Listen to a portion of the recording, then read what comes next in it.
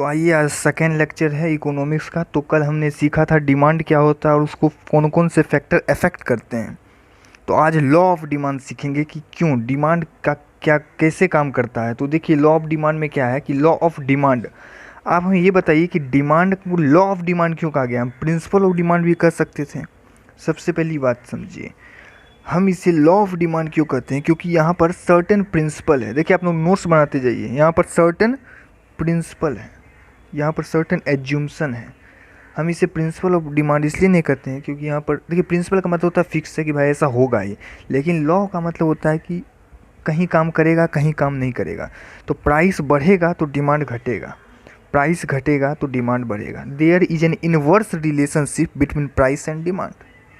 समझ गए ना, आप लोग नोट कीजिए। प्राइस बढ़ेगा तो डिमांड घटेगा, प्राइस घटेगा डिमांड बढ़ेगा, उसे ही लॉ ऑफ डिमांड कहते हैं। इनका डिफिनीसन मार्शल साहब ने दिया था, there is inverse relationship between price and demand. तो आप इतना नोट डाउन कीजिए। देखिए, शॉर्ट में हम पढ़ेंगे, हो सकता है वीडियो 3 मिनट का ही हो, 4 मिनट का ही हो, लेकिन हम कॉन्सेप्ट छोटा छोटा ही कॉन्सेप्ट पढ़ेंगे, आपका क्लियर होते जाएगा। तो हमने जैसे कहा कि यहाँ कुछ एज्यूम्सन है, कहीं कहीं काम नहीं करता है। जैसे कि प्राइस ऑफ रिलेटेड कमोडिटी, जैसे कि चाय और कॉफ़ी। चाय का डिमांड अगर मान लीजिए चाय का प्राइस बढ़ जाता है तो हम कहाँ चल जाएंगे, सर हम तो कॉफ़ी पीनेंगे, क्योंकि दोनों का काम क्या है, रिफ्रेशमेंट। तो यहाँ पर ये काम नहीं करेगा। इनकम, अगर आपकी इनकम बढ़ती है तो आप तो डिमांड करोगे ना, तो यहाँ तो फेल हो रहा है। लॉ ऑफ डिमांड यहाँ साफ आप देख सकते हैं कि यहाँ डिमांड काम नहीं करेगा। National income, climate change, population, habit. मान लीजिए आपको चाय पीने का हैबिट है, आप हैबिचुअल हो, तो प्राइस अगर चाय की 5 रुपये से 6 रुपये हो गई तो भी आप बोलोगे कोई दिक्कत नहीं, लेके भाई 10 ले लें।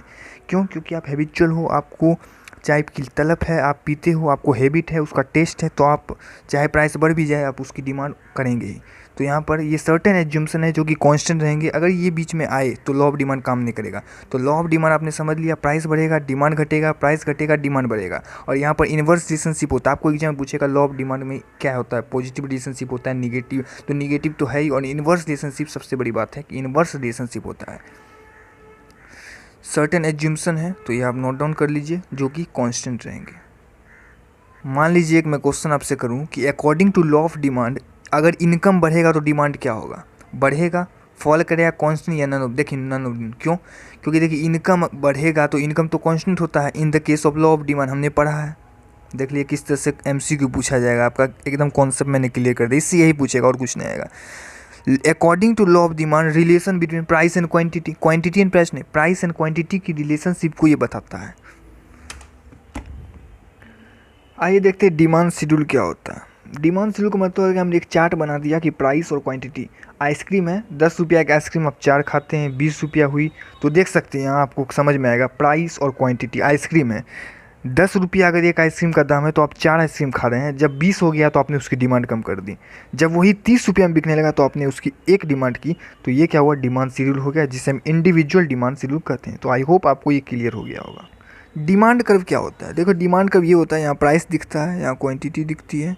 ये डाउनवर्ड स्लोपिंग कर्व होता है जो लेफ्ट से राइट जाता है। ये आपको याद रखना है कि डिमांड कर्व कौन सा स्लोप कर्व है, सर डाउनवर्ड स्लोपिंग कर्व है जो लेफ्ट टू राइट आता है। ये आपको एमसीक्यू में पूछा जाएगा। और यहाँ पर क्या होता है, डाउनवर्ड कर्व में इन्वर्स रिलेशनशिप होता है। इन्वर्स रिलेशनशिप होता है, आप देख सकते हैं कि मैंने जो है प्राइस बढ़ा दी, मैंने प्राइस 30 रुपये कर दी तो डिमांड कितनी हो रही है, 1। मैंने प्राइस 20 रुपये कर दी, ये 20 है, तो डिमांड मैंने 2 कर रहा है, 10 कर दिया तो 4। तो वही इन्वर्स रिलेशनशिप। और आप इसको इसी तरह से कर सकती है, अपवर्ड स्लोपिंग कर्व है तो राइट टू लेफ्ट हो जाएगा, अगर डाउनवर्ड है तो लेफ्ट टू राइट, अपवर्ड बात एक ही है, दोनों आप कहिए।